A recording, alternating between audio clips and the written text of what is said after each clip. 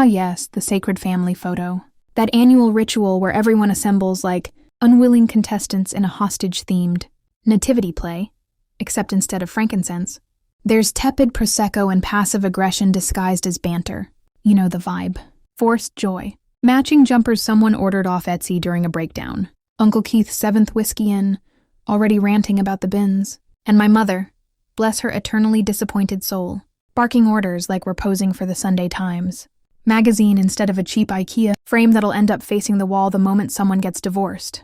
I was wrangling my 7-year-old, who had the energy of a gremlin on Lucozade and the attention span of a housefly on cocaine. Bribed him with fruit pastilles because nothing says parenting excellence like sugar-based emotional manipulation. He agreed reluctantly to stand still for one photo. Just one. No tears, no tantrums, no licking anyone. A win, honestly. And it was going swimmingly.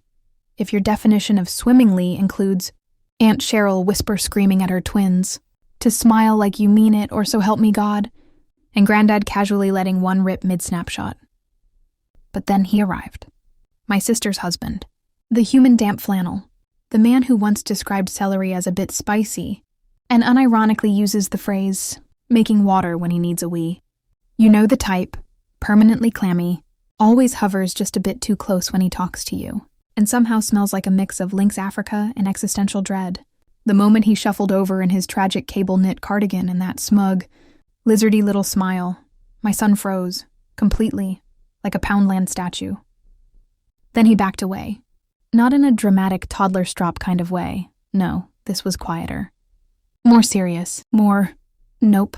He just looked at me and said, perfectly calmly, like he was ordering chips at the chippy, I'm not taking a picture with him. Cue silence. Even the baby stopped crying. Somewhere in the distance, a wine glass clinked ominously, like foreshadowing in a low-budget ITV drama. Now at this point, any normal parent might have bent down, whispered something gentle like, "What's wrong, love?" Or maybe tried to coax him with more sweets. I, however, chose violence. I leaned in and hissed, "Don't be rude. He's family," which in hindsight is the most British sentence ever uttered, second only to, "Let's not make a fuss." I mean family, right? That sacred institution we pretend matters more than our own mental stability, even when the vibes are so rancid. You could bottle them and sell them as eau de dysfonction. But he wasn't having it. He just shook his head, eyes big, face pale, and ran straight to me like he'd seen Voldemort in a Marks and Spencer jumper. And that was the moment everything started to wobble. Because my son, he doesn't scare easy. This is the same child who once tried to pet a pigeon that was very much not alive anymore. He laughs at horror films. He called his year 2 teacher a bit of a wet lettuce and lived to tell the tale. So if he's afraid, something's off. Like seriously off. But did I listen? No, of course not. I did what every emotionally stunted British adult does. I tried to force the moment to continue, so we could just get through it, and have the bloody photo for Nana's mantelpiece. Because God forbid we ruin the aesthetic of a staged family moment over something as inconvenient as gut instinct. And then he said quietly, like it physically hurt him, "Mom, I saw something," which is exactly what you don't want to hear from a child with a tablet, and a terrifying sense of clarity. So there we were, standing in formation like we were about to drop the next John Lewis Christmas advert. My mom was hissing something about posture. Someone was adjusting a fake fringe. Nana was mid-rant about how people just don't dress properly anymore. And I was seconds from eating my own fist just to feel something. Then he joined the group, my sister's husband, a man who moves through life like he's not entirely sure what day it is but is pretending very hard for appearances. The kind of bloke who says nom nom when eating soup. Anyway, as soon as he slithered into frame with his weird aura and that smell of supermarket brand, aftershave and slightly damp polyester, my son backed off. Not dramatically. There was no full-blown tantrum or Oscar-worthy performance. He just sort of reversed. One small step for man, one giant leap for get me the hell away from this creep. And then, clear as day, no drama, no wobbly lip, just a quiet, firm, "I'm not taking a picture with him." Now, to understand the weight of that sentence, you need context. This is the same child who once tried to high-five a wild fox in the back garden because, quote, he looked lonely. This is a kid who licked a slug to win a dare and had zero regrets, a walking hazard. A tiny, feral ambassador of chaos with jam on his chin and no sense of fear. So when he says no, It's not some silly little mood. It's not because he didn't get the blue plate or someone breathed wrong. It's serious. Biblical even. Naturally, I did what any emotionally constipated British parent does in a moment of potential scandal. I whipped out the mum death stare, you know the one. Eyebrows up, lips pursed. Head tilted ever so slightly to the left, like an owl sensing foolishness. The kind of stare that says, "Try me, and I will cancel your entire childhood." But he didn't flinch. Just stood there, arms folded, bottom lip stuck out like he was channeling his inner Union Rep Brave Suicidal 7, I whispered through gritted teeth. Doing that classic British thing where we pretend we're not seething in public. Don't be ridiculous, just smile for one picture. And he, ever the icon, looked me dead in the eye and said, "No, now there's a very specific kind of rage that comes from being outwitted by someone who still occasionally wheezes the bed." I felt it in my molars. My ancestors stirred. The sheer audacity of this small gremlin, publicly rejecting a family member like we were on Loose Women, had me ready to launch him into the next postcode. But underneath all that parental panic, there was something else. Something about the way he said it. The quiet certainty. The stillness. Kids don't do stillness. Not unless they're sleeping. We're about to vomit. And just like that, my brain did that horrible, horrible thing. It stopped being angry. And started being curious. Because if he wasn't just being dramatic, then what the hell did he know that I didn't? Right, at this point I'd had it, full stop. The chaos, the whispers, the look from my sister that said, "Can you just control your child for once?" As if her own offspring weren't currently stabbing each other with cocktail sticks by the sausage rolls. So I did what all decent mothers do when their child threatens the illusion of familial harmony. I yanked him aside like a Tesco bag caught in a gale, straight behind the garden hedge, out of earshot, but still within range of Nana's CCTV-level scrutiny. I bent down, got at eye level, and hissed with the kind of tone that could curdle oat milk. "He's family. You can't just refuse to be near people because they're a bit annoying. If that were the rule, I'd have legally disowned Aunt Julie in 2003, which, for the record, would have been entirely justified. Julie once called my house charmingly basic, and I've never recovered. Anyway, I'm mid-sentence, properly gearing up for a full-blown respect your elders monologue. Honestly, I was 2 syllables away from quoting the Queen's Christmas speech when my son cuts me off. Calm as you like he wasn't seconds from getting grounded until GCSEs. He pulls out his tablet. "Look," he says, "I took a picture yesterday." And I'm thinking, oh, fantastic. A pixelated photo of a stick he thought looked like a wizard. Or maybe another one of his artsy close-ups of ants mating. Groundbreaking. I rolled my eyes so violently I saw what remained of my frontal lobe. I mean, come on. I'm trying to keep the family peace. I'm fighting generational guilt, suppressed trauma, and an overwhelming urge to neck the cooking sherry. And he wants to show me a bloody photo? Now? At DEFCON 1 of the family event? But there was something in the way he held it. Not his usual chaotic confidence. No cheeky grin. No, look how clever I am energy. Just quiet, a bit sad. Like he wasn't entirely sure if I'd believe him. And for a split second, just one, I wasn't Mum, the enforcer. I wasn't the snack briber or the smile for the bloody photo dictator. I was just his person, the one he trusted enough to say, "Something's wrong." Of course I didn't realize that at the time, because hindsight's a smug little bastard. In the moment, I just sighed like I'd been personally betrayed by the universe and said, "Fine, show me." I mean, what was it going to be? A squirrel in a funny hat? A blurry shot of the telly paused on Naked Attraction again? My expectations were in the toilet. But then he turned the screen around, and my heart went cold. So there I am, halfway through a righteous lecture about respect and second chances, mentally planning a smug Instagram caption about teachable moments, like some middle-class martyr, when my son flips his tablet around. And I saw it, one photo, one stupid, blurry, slightly smudged photo that felt like someone had chucked a snowball of dread directly at my kidneys. It was taken in our hallway, clearly by accident reflected in the mirror. We nicked from my mum's loft after she upgraded to a more modern, one that looked exactly the same. And in the photo you could see me, in the kitchen, washing up, probably humming something tragic like Tracy Chapman, mind absolutely elsewhere, trying not to scream about breadcrumbs in the butter. But that's not what got me. No, it was him. My sister's husband. The man of the hour. The emotionally beige barnacle. I'd spent years politely tolerating because he loved the outdoors and could name 3 types of cheese unprompted. He was just standing there behind me. In the doorway, dead still, watching, not helping, not making a brew, not even pretending to scroll on his phone like a normal, emotionally stunted man, just staring at me. And it wasn't one of those, oh, I was just passing through moments either. He wasn't mid-step, he wasn't turning. He was planted, stationary, like a flat-pack bookshelf of menace. You know that feeling when you suddenly remember you've left the hob on? It was like that, but in my spine. I zoomed in, hoping my brain had gone full melodrama. Maybe he was blinking.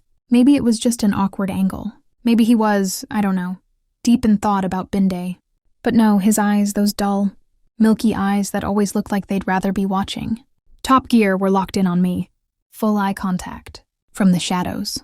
Like some discount horror villain. Poundland Dracula minus the charm. Or the cape. Or literally any sense of social boundaries.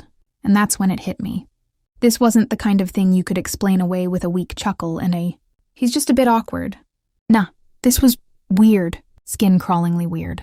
And the worst part? My son had seen it. Not just that moment, but probably loads like it. Things I'd brushed off. Because when you're a woman in a kitchen with a man behind you, you're trained to brush it off, to carry on drying the mugs and pretend like you're not being slowly peeled alive by someone's eyes. I stopped breathing, and to be honest, it felt like the most reasonable thing I'd done all day. Because suddenly everything made sense. Why my son had backed away. Why he'd gone full Greta Thunberg protest mode over a bloody photo. Why he looked scared.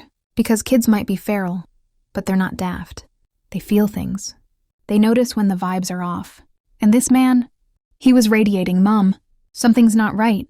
Energy like a broken plug socket on a soggy extension lead.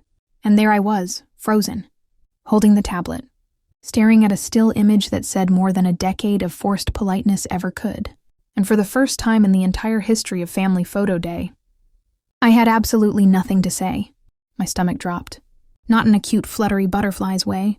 I mean, it plummeted, like when you're halfway to work and realize you've left the iron on, the back door unlocked, and your dignity at the last PTA meeting. I stared at the photo, and everything inside me screamed, oh, we've been idiots, because suddenly all those odd, probably nothing, little things I'd brushed off over the years lined up like a conga of red flags doing the Macarena in my frontal lobe, like the time my keys vanished. Not lost, not misplaced, vanished. I turned the house upside down. I even checked the bins, twice. I was 3 seconds away from blaming the dog, who's blind and hates me, when the keys magically turned up. In the fridge. In the bloody salad drawer, right next to the wilting rocket and my will to live. Or how he always just appeared, always with some flimsy excuse, just dropping something off. Was in the area. Wanted to say hi to the little one. And of course I'd smile. Because I'm British, and women are trained from birth to be polite, even when we're internally screaming and planning. An escape route via the utility room. But the worst one? The real kicker? That time he called me by my maiden name. It was so quick, I barely noticed. We were chatting in the kitchen. Well, I was chatting. He was hovering like a background ghost in a Netflix documentary. And out of nowhere he goes, you were always sharp. Weren't you maiden name? And I just laughed. Like an idiot. Laughed and brushed it off like, oh, haha. Bit weird, you know that. But sure, I'll ignore it. Because this is Britain, and confrontation gives me eczema. But now I was connecting the dots. And what it spelled out wasn't mildly socially awkward. It was run and take the biscuits. Because what normal man accidentally uses the surname you stopped using 8 years ago? One that not even my own mother remembers unless it's tax season? It wasn't a slip. It wasn't a fluke. It was something else. Something that left a taste in my mouth like cold gravy and unfinished business. And there it was. The creeping, suffocating horror of hindsight. Realizing that all the weird vibes weren't just vibes, they were warnings. Warnings my 7-year-old clocked before I did. Because he's got more emotional intelligence than half the adults in our family combined. And he hasn't even mastered tying his own laces yet. And I'd been too busy being nice. Too busy worrying about being dramatic. Too busy convincing myself I was imagining it because, God forbid a woman trust her instincts without a 3-day council meeting and a printed agenda. I stood there, clutching the tablet like it might bite me, and for once the noise of the party faded. The shrieking children, the cutlery clinking, Aunt Julie asking for just a dash, and pouring half the Prosecco bottle into her glass, it all blurred. Because I'd just seen him, not as my sister's husband, not as the guy who brings his own hummus to barbecues and says things like, "I'm not into football," actually, but as someone who'd been in my house, watching, uninvited. And suddenly I wasn't just uncomfortable. I was afraid. So here's the thing. I'd always known something was off about him. Not lock your doors off. More, don't leave him alone with the remote off. You know the type. Laughs slightly too long at things that aren't funny. Calls every board game problematic. And once referred to jam as the flesh of fruit. I wish I was joking, but for years I brushed it off. Because being British means we'd rather chew glass than accuse someone of being strange to their face. I told myself he was just quirky, eccentric, a bit Guardian comment section, but harmless. Like a human beige cardigan with questionable opinions about kefir. But this was next level. This was clinical. Because standing there, tablet still in hand, stomach tying itself into origami, I realized, this man didn't just give me the ick. He gave me the actual shivers. And not in a, ooh, someone walked over my grave kind of way. More like someone's building a summer house on top of it. The staring. The showing up unannounced. The weird little comments he'd mutter that always sounded like half a threat, disguised as middle-class small talk. Like the time he casually asked if my back garden was private at night. I said, "For what?" And he just smiled and said, "Just wondering. Just wondering, sorry. What exactly are you planning at 10 p.m. in my shrubbery, David? An interpretive dance? A bloody seance?" And again I laughed it off, because I'm a woman in Britain, and gaslighting myself is practically a national pastime. We're trained to convince ourselves that men are just weird, and not potential Netflix documentary, waiting to happen. But now, with my son staring up at me like, "Come on, Mom." I literally solved this with an iPad and 0 GCSEs. It all clicked. He'd been watching. Lurking. Like a Poundland. Nosferatu with a Waitrose loyalty card. And I'd been more focused on not making a scene than facing what was right in front of me. Because no one wants to be that person. The dramatic one. The paranoid one. The she's always got something going on one. God forbid we trust our gut, raise a red flag. Or heaven forbid, make things awkward at a family BBQ. But sometimes awkward is the best case scenario. And honestly, I'd rather set fire to the family WhatsApp group than sit across from that man at another Christmas dinner, pretending he's not one. Wrong look away from licking a fork, after it's been in the dishwasher. And the worst part? My 7-year-old saw it first. Not the adults. Not the polite smiling, keep the peace grown-ups with their fake laughs and M&S trifle.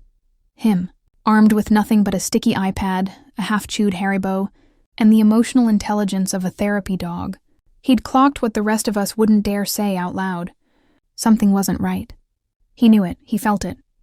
And he stood his ground. God bless his stubborn little goblin heart.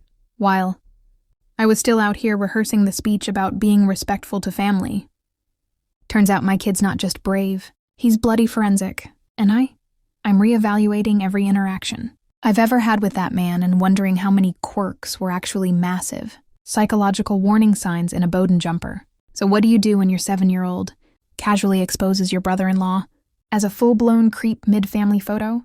Well, if you're me, you thank the kid like he's just defused a bomb strapped to a school bus and then send him off to sit with Nana, who's 3 gins deep and won't notice if the living room spontaneously combusts. Good lad, I whispered, trying not to cry or vomit or both. Stay with Grandma. Don't look suspicious. And if anyone asks, you've just discovered a profound love for Werther's. Originals and Radio 2. Then I did what every emotionally constipated British woman has done since the dawn of time. I pulled myself together. Poorly. But still. Together adjacent. I walked back to that photo like I hadn't just had my soul uppercut by a haunted mirror selfie. Like I hadn't just discovered that my sister's husband had all the subtlety of a horror film villain trapped in a kitchen extension. No. I walked back like I was going to absolutely nail this group shot. I smiled. The kind of smile that says, "Everything is fine, Sharon," while internally screaming into a bin bag. I stood next to him, the lurking Poundland Dracula with boundary issues, and smiled wider. Cheek to cheek, close enough to smell whatever organic deodorant he pretends to use. And I stared, Not a casual glance. Not a warm, we're family look. No. I gave him the kind of stare that should come with its own warning label. Like a GCSE girl fight was about to break out by the lockers. Like I was channeling every passive-aggressive tea-making session I've ever endured in an office kitchen. And let me tell you something. He flinched. Not dramatically, of course. He didn't clutch his chest or scream. Oh no. I've been emotionally outmaneuvered by a tired mother in a Bowden blouse. No, he just twitched. A micro-flinch. But I saw it. And I don't know what it was. Guilt, fear, the crushing weight of knowing the game was up? Or maybe just the spiritual constipation of a man who's never been called out in his life. But for the first time ever, he looked small. Tiny, like I could have folded him up and posted him, straight back to whatever Reddit forum he clearly crawled out of. Everyone else, oblivious, beaming. Mum was shouting, "Say cheese," like we weren't actively staging a psychological showdown in front of a novelty balloon arch. And I held my ground. Because sometimes justice doesn't come with handcuffs or courtroom monologues. Sometimes it comes with a very pointed family photo and the slow, glorious satisfaction of watching a man squirm under the weight of knowing he's been seen. And let me tell you something, love, he knew. You can't fake flinching. Later that evening, because obviously, these things never happen when it's convenient, I cornered him in the kitchen. Not with a bang, but with the subtle menace of a Tesco cashier, scanning your shopping like she knows. You've got one item missing from the self-checkout. Oi, I said, voice as casual as someone asking if they wanted extra ketchup. Why were you in my house yesterday? He blinked, stammered, went through every excuse in the book. And I'm not talking your usual dog ate my homework malarkey. This was a masterclass in dodging suspicion. I forgot you'd be home. Right. Because it's perfectly normal to stroll into someone's house unannounced, then realize, oh bugger, she's here. Like you suddenly remembered the Queen's corgis were napping on the sofa. I thought I heard something. Ah yes, the classic ghost in the house defense. Like he was auditioning for a low-budget Scooby-Doo spin-off. Because who hasn't been drawn back to a stranger's kitchen by phantom sounds, right? And then there were the things he didn't say. The little silences. The way his eyes darted like a council estate fox evading the bin men on bin day. Honestly, it was like watching someone who'd just Googled, how long can you stare at someone before it's weird? And then realized they'd clocked the answer. About 2.7 seconds. Before you become officially creepy. I stood there, arms folded, channeling every passive-aggressive British mum who's ever handed out the silent treatment with a look so sharp it could slice through a soggy chip. Shop curry sauce. He tried to laugh it off like a bloke who's been caught putting pineapple on pizza, nervous, a little defensive and absolutely aware that nobody's buying it. Look, I said, voice low enough to be deadly but loud enough to be heard, over the sound of the kettle boiling, like it was plotting its own escape. If you want to be in this family photo, you better start acting like you belong in a country pub quiz team, not a horror movie. No response, just a twitch, that flinch again. I wanted to say more, but frankly, by that point I was exhausted from pretending this wasn't all deeply, gloriously messed up. So I made tea, because nothing says we're handling this maturely, like caffeine and biscuits while your brain screams, get out. And somewhere in the back of my mind, I knew this was just the beginning of a long, awkward season of family get-togethers, starring the unwanted extra nobody asked for. Look, I bloody love my sister. She's my sister, which means she's also a fully qualified expert in the art of emotional denial and a world-class champion of selective blindness. Honestly, if she could marry a wardrobe for the sake of emotional stability, she would, and I wouldn't even be surprised. It's not that she's daft, more like emotionally allergic to anything that smells vaguely like drama or truth. So, armed with the photo, which was less family snapshot, and more CSI kitchen edition, braced myself and showed it to her. You know the sort. The picture that sucker-punched my sanity and made my insides feel like a council estate after a dodgy Saturday night. And what did she do? She defended him. Yep, defended him like he was some sort of misunderstood hedgehog, just trying to survive in the cold, cruel world of family gatherings. It's probably just weird lighting, she said, as if we were inspecting a Monet and not a bloke standing in my kitchen, like a rejected extra from Coronation Street. My son, just a child, right? Because obviously a 7-year-old's spidey senses are just the result of watching too much Peppa Pig and not years of carefully observing human weirdness. And me? Oh, I was overreacting, as if I was the one holding a mental torchlight up to the creaky floorboards of a very dodgy house, while everyone else just shrugged and went back to their tea and biscuits. But here's the thing.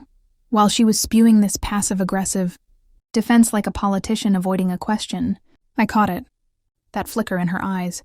That tiny spark of doubt, like a candle flame struggling to stay, alive in the gusty winds of let's just ignore it and have a cuppa. It was the same flicker my mum had when I told her I was quitting university to become a poet, a mixture of terror, disbelief, and a hope so fierce you could almost bottle it and sell it as emotional survival juice. And I clung to that flicker like it was my last packet of McVitie's, because maybe, just maybe, it's enough. Maybe it's the crack in the emotional wall where some truth can sneak through. Or maybe it's just the beginning of a long, awkward family intervention involving a lot of tea, some soggy Victoria sponge, and me trying not to lose my rag entirely. Either way, I'm strapped in for the ride. And honestly, it's the best sort of mess British families do best. Ugly, complicated, and somehow filled with just enough love to make you cry into your chippy tea. We didn't stay for cake. No soggy Victoria sponge. No polite rounds of oohs and ahs about Auntie Jean's disastrous attempt at a lemon drizzle. Because let's face it, when the whole bloody room feels like a stage set for a Downton Abbey scandal gone wrong, cake suddenly seems irrelevant. I took my son home, the two of us retreating like a couple of battered soldiers. From the front line of family madness, I made him a hot chocolate, extra marshmallows, because, well, he deserves some damn comfort, and told him I was proud. Not proud because he smiled politely or remembered to say please and thank you, but proud for trusting his gut, for seeing through the crap none of us wanted to admit was there. Because kids, they have this absurd superpower. They don't care about manners, optics, or bloody family hierarchies. They're not pretending to like your auntie's dry pork or Uncle Steve's terrible jokes to keep the peace. No, they just know. They notice the tiny things that add up to the massive, terrifying truth, the kind of truth that adults spend years painting over, with polite smiles and passive-aggressive nods. Like how your keys inexplicably end up in the fridge, don't ask me, or how someone just happened to be in your kitchen when they shouldn't have been. Children don't care about keeping up appearances. They're not rehearsing their, look how happy we are, smiles for the camera while the emotional ceiling leaks overhead. They see the cracks, the rot behind the wallpaper, the very obvious stench of trouble that we as grown-ups are far too busy pretending doesn't exist because, well, it's easier than dealing with it. So yeah, I raised my cuppa in a quiet salute to my 7-year-old, who was basically a tiny, no-nonsense detective with an iPad instead of a magnifying glass. He might be small, but he saw the big, ugly danger before the rest of us had the courage or the sense to open our eyes. And if there's one thing I'll always carry with me from this mess, it's this. Never underestimate the power of a child's gut feeling. Because sometimes, those little alarms are the only thing that keep you sane in a world that's really just one big, awkward family photo waiting to happen.